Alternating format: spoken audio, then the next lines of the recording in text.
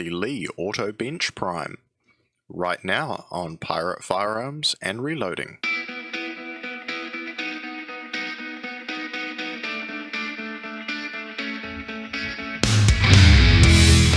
Alright folks, I just wanted to show you something from Lee. It's nothing new, there's been plenty of videos on it before, but it is now officially new to me. I've always either hand primed, primed on the press, so this is kind of the in between, if you like.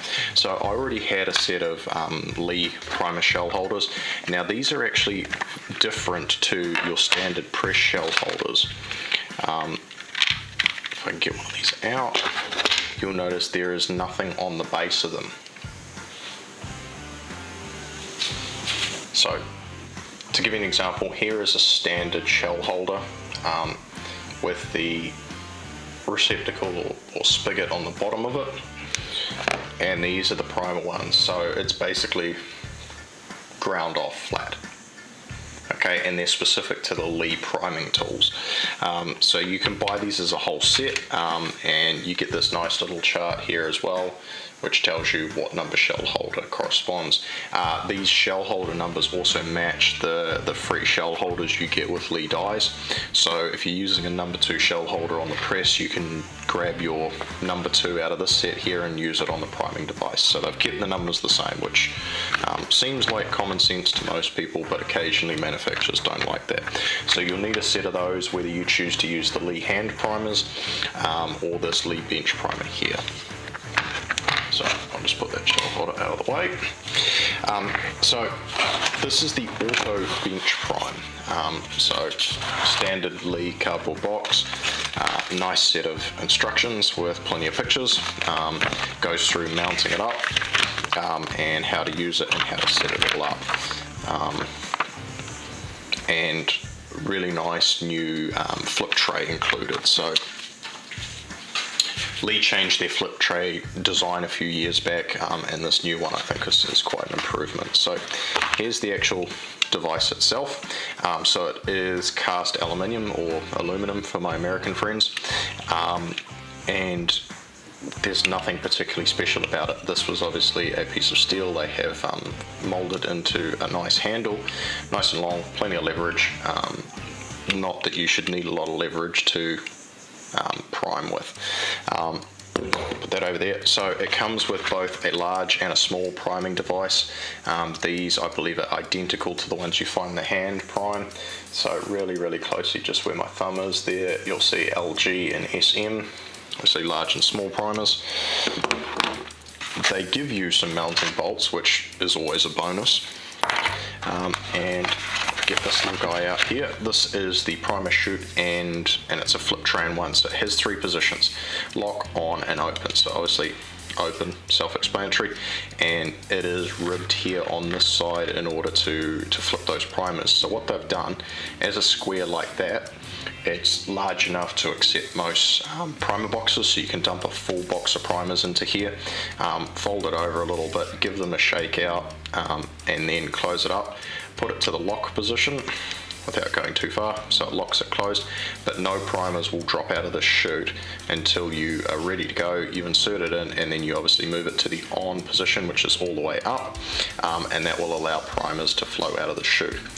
Also means if you stop halfway, you can click it back to the lock position.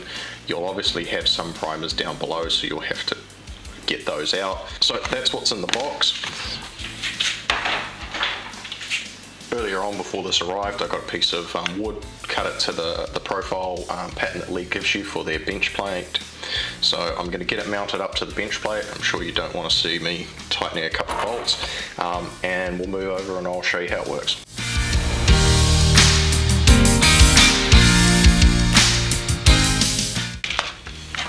Okay, so always remember your eye protection when working with primers. So I'm just going to do those 5 bits of 223 brass there.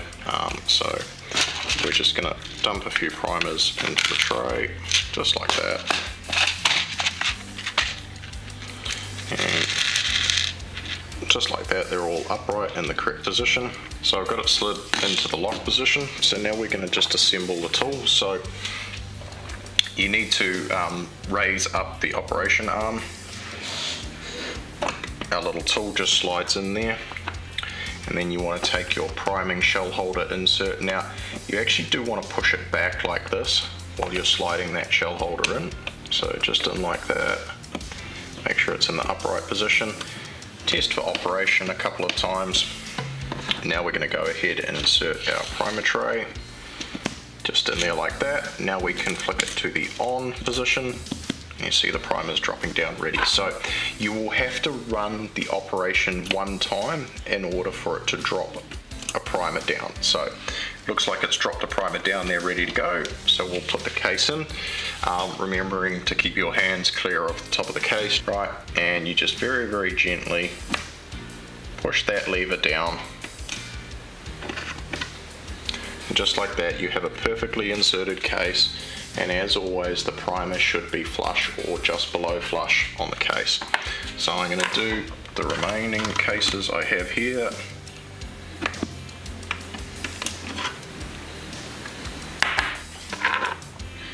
Definitely with that lever on there, it gives you a good amount of control. Right. Just below flush.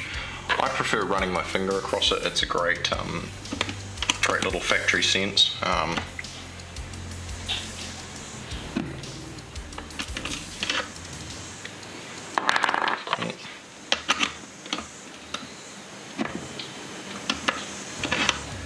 Just like that, 5 cases primed.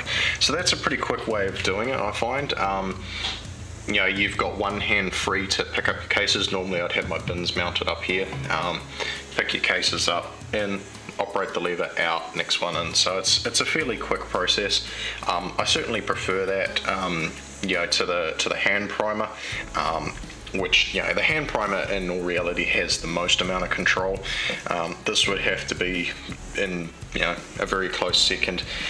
Some people argue you have absolutely no control over priming on a press. I've never had an issue with it. I've never blown a primer with it, but I figured it was time to update my game and go with a bench primer like this. So overall, very happy, and I'm sure there's plenty of rounds to be loaded with this new device. Thanks for watching. Don't forget to like, share and subscribe. I release new videos every Friday, so hit that notifications bell so you don't miss out on anything. See you in the next one.